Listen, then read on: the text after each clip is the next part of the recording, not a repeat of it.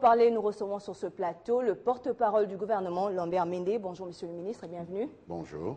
Alors, monsieur le ministre, lorsque 4 organisations partenaires d'envergure s'alignent sur le point de vue du chef de l'État, mais aussi sur celui du gouvernement, qu'est-ce que cela peut bien signifier? Mais cela veut dire que c'est une solution de bon sens. Et évidemment que même si elle ne s'était pas alignée, on ne voit pas comment on pourrait résoudre le problème d'un pays sans dialogue, autrement que d'aller sur les tranchées de la guerre. Et comme il n'y a pas de Congolais qui ait annoncé vouloir se mettre sur les tranchées d'une guerre, je pense que nous aurions été toujours dans l'obligation de dialoguer, étant donné que même une guerre se termine toujours par un dialogue. Je pense que c'est de bon sens et je ne vois pas comment il pourrait en être autrement.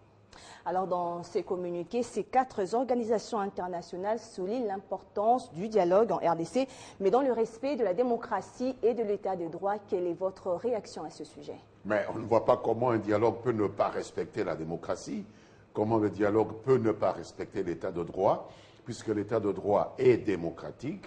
Le dialogue étant inclusif, il s'agit d'une rencontre de tous les Congolais, c'est-à-dire de ceux qui sont appelés à décider dans une démocratie.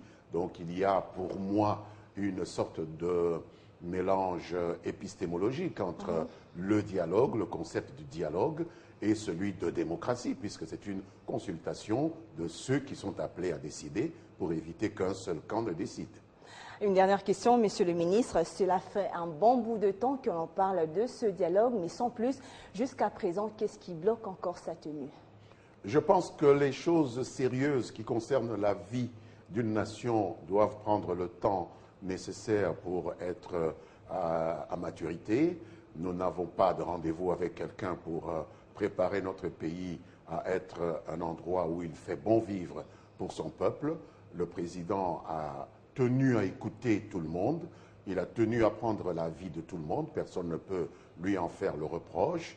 Je pense que lorsque les choses arrivent à maturité, le dialogue commencera, parce qu'il n'est pas dit qu'il fallait commencer hier ou qu'il faut commencer demain. Il faut le faire lorsque tout le monde est prêt à se joindre, ou en tous les cas, lorsque la plus grande partie, la plus représentative de notre population est prête à se rendre à cet exercice démocratique et naturel par excellence. Alors, merci, monsieur le ministre, d'avoir répondu à notre invitation.